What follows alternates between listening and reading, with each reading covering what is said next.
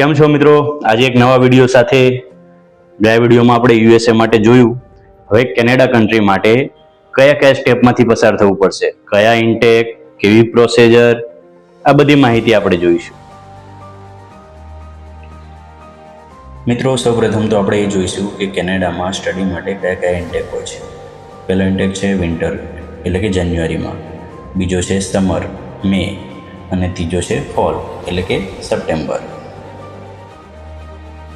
હવે મિત્રો આપણે એ જોઈશું કે આપણે કઈ કઈ પ્રોસેસમાંથી પસાર થવું પડશે.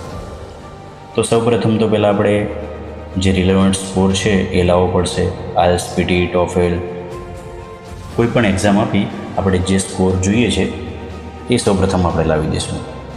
પછી બીજા સ્ટેપની અંદર કે આપણા જે એકેડમિક ડોક્યુમેન્ટ છે એ બધા ભેગા કરશું, ટ્રાન્સક્રિપ્ટ, LOR, MOI વગેરે. આ બંને ઉપરથી આપણને યુનિવર્સિટીની એક લિસ્ટ મળી જશે કે આપણે કઈ કઈ યુનિવર્સિટીમાં એપ્લાય કરવા માટે એલિજિબલ છીએ. એમાંથી આપણે 3 થી 4 યુનિવર્સિટી નક્કી કરીશું કે જેમાં આપણે એપ્લાય કરવા માંગીએ છીએ. પછી એમાં એપ્લાય કરીશું. ઓનલાઈન એપ્લાય કર્યા પછી જો કોલેજ એક્સેપ્ટ કરે છે તો આપણને એક ઓફર લેટર રિસીવ થશે. ઓફર લેટર આવ્યા પછી આપણે જે તે કોલેજ અથવા યુનિવર્સિટીની ફીસ પેમેન્ટ કરવાની થાય.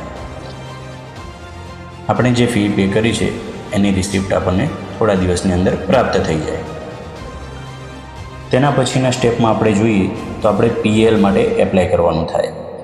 PL એટલે શું? તો કે પ્રોવિન્શિયલ અટેસ્ટેશન લેટર. જે હમણાં કેનેડાએ કેપિંગ મૂકી છે એમાં હવે PL લેવું ફરજિયાત થઈ ગયું છે. તેના પછી આપણે GIC માટે એકાઉન્ટ ઓપન કરીશું અને એની અંદર આપણે GIC પે કરીશું, જેનું સર્ટિફિકેટ આપણને 1 વીકની અંદર મળી જશે.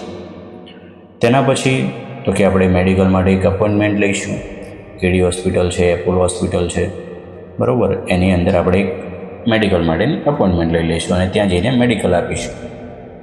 આ બધું જ થઈ જાય એટલે આપણી પાસે બધા જ ડોક્યુમેન્ટ આવી ગયા, બધું જ કમ્પ્લીટ થઈ ગયું. અને પછીનું લાસ્ટ સ્ટેપ છે વિઝા સબમિશન.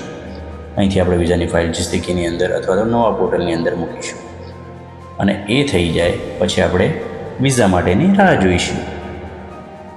તો આમ કેનેડા માટે આટલી પ્રોસેસમાંથી આપણે પસાર થવું પડશે. હવે આ પ્રોસેસની અંદર કયા કયા ડોક્યુમેન્ટ જોશે તો તેનું એક આપણે લિસ્ટ જોઈ લઈએ.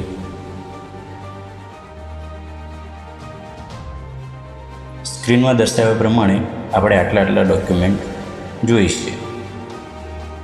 તો મિત્રો, આવા જ ઇન્ફોર્મેટિવ વિડીયો જોવા માટે આપણી ચેનલને લાઇક, શેર અને સબસ્ક્રાઈબ જરૂરથી કરી દેજો.